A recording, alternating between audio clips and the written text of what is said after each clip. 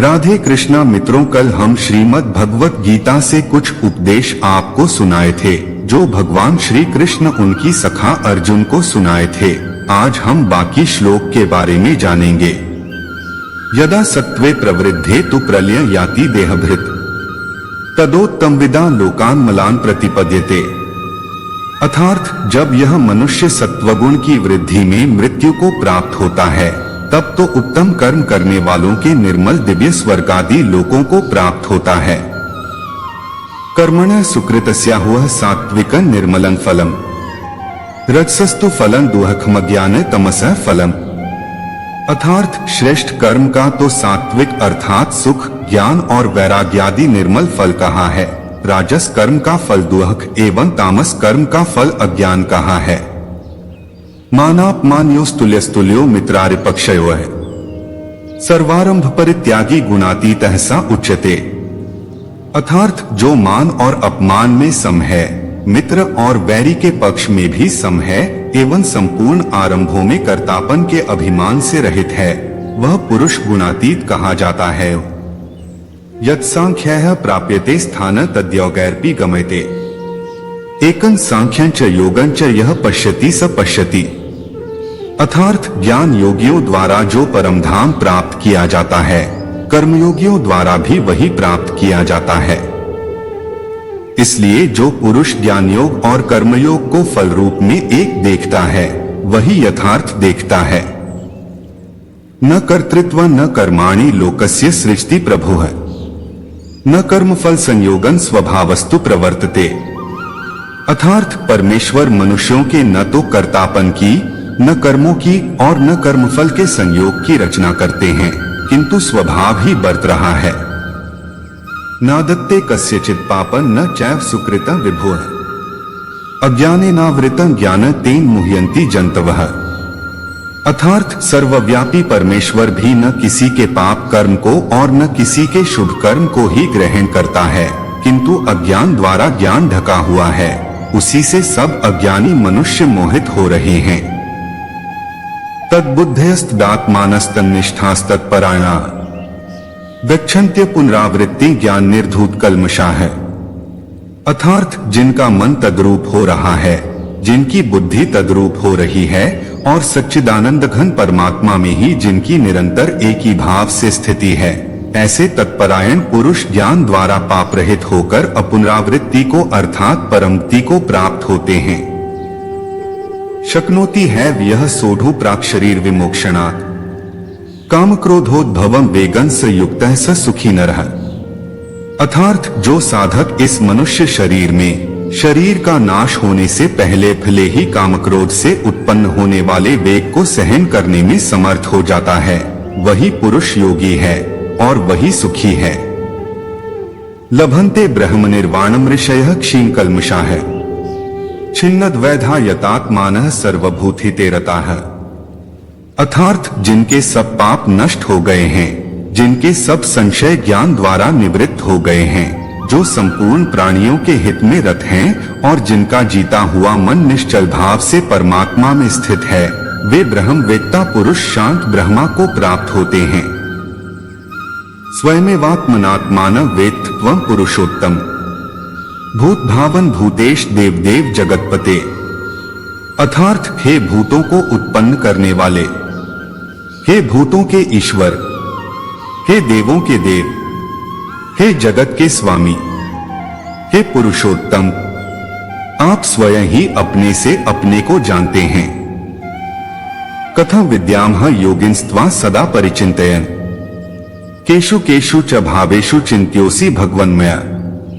अर्थात हे योगेश्वर, मैं किस प्रकार निरंतर चिंतन करता हुआ आपको जानूं और हे भगवान, आप किन किन भावों में मेरे द्वारा चिंतन करने योग्य हैं।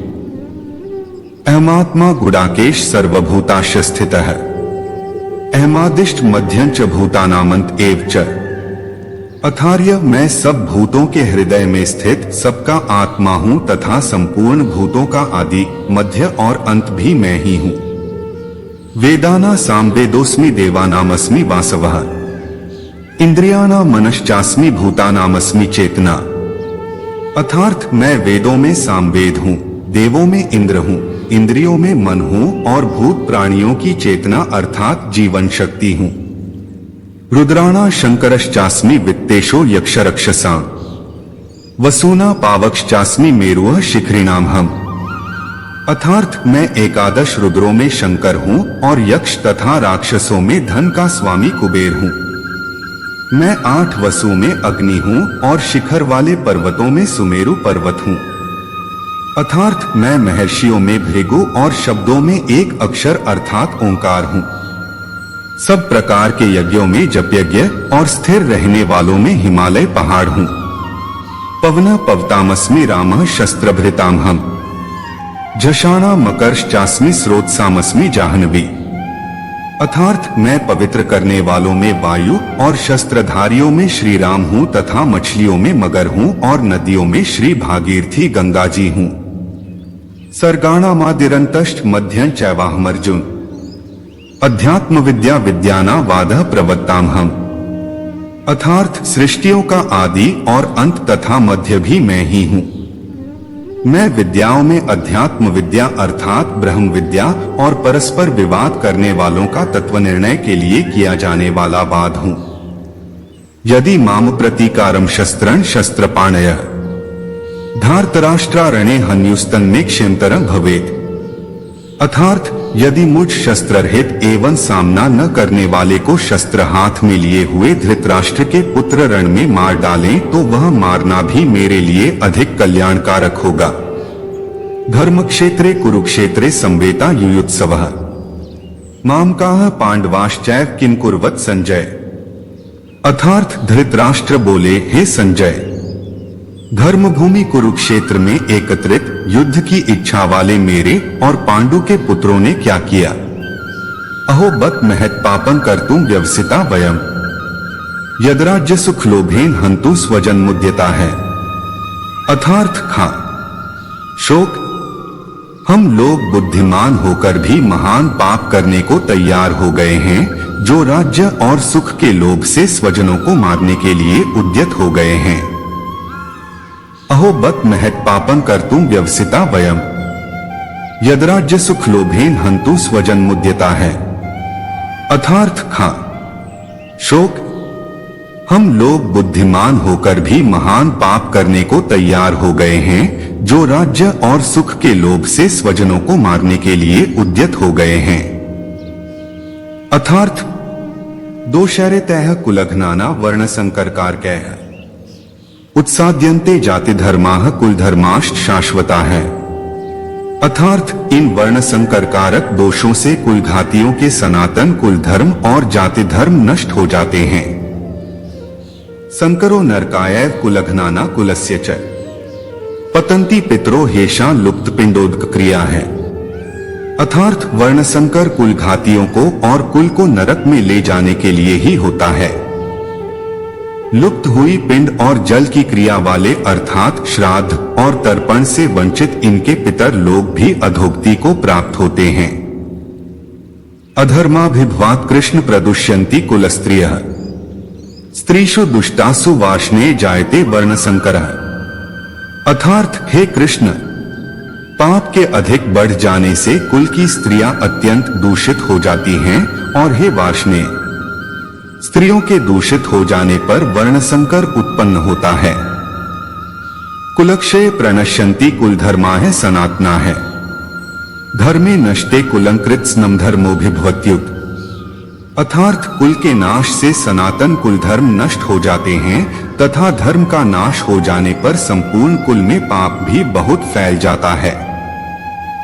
यद्यपेते न पश्यन्ति लोभोपहच्चेतसः कुलक्षयकृतं दोषं मित्रग्रोहे च पातकम् कथं न ज्ञेयं स्माभिः पापादस्मान् निवर्तितुम्। कुलक्षयकृतं दोषं प्रपश्यद्भिर्जनार्दन।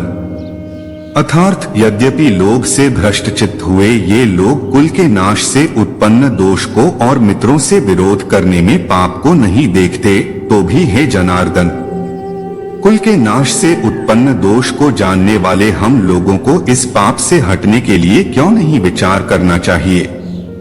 तस्मान्नार्हा वयं हन्तु धार्तराष्ट्रान् स्वबान्धवान् स्वजनम ही कथा हत्वा सुखिनः स्याम माधव। अर्थात अतएव हे माधव, अपने ही बांधव धृतराष्ट्र के पुत्रों को मारने के लिए हम योग्य नहीं हैं, क्योंकि अपने ही कुटुंब को मारकर हम कैसे सुखी होंगे। निहत्य धार्तराष्ट्रान्न का प्रीतियः स्या जनार्दन, पाप में वा श्रेयदस्मान हत्वैतानात्तायेन। अर्थात हे जनार्दन, धृतराष्ट्र के पुत्रों को मारकर हमें क्या प्रसन्नता होगी। इन आत्ताइयों को मारकर तो हमें पाप ही लगेगा।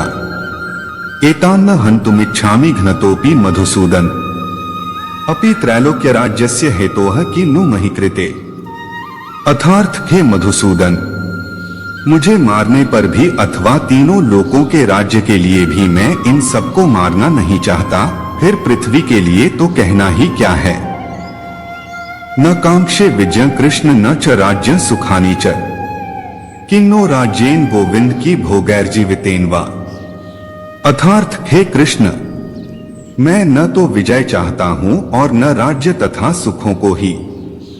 हे गोविंद, हमें ऐसे राज्य से क्या प्रयोजन है अथवा ऐसे भोगों से और जीवन से भी क्या लाभ है। अगर वीडियो बोलते समय कुछ त्रुटि रही होगी तो क्षमा चाहता हूं। दोस्तों, इस वीडियो में बस इतना ही है। मिलते हैं अगले वीडियो में। अपना ख्याल रखिएगा। राधे कृष्णा।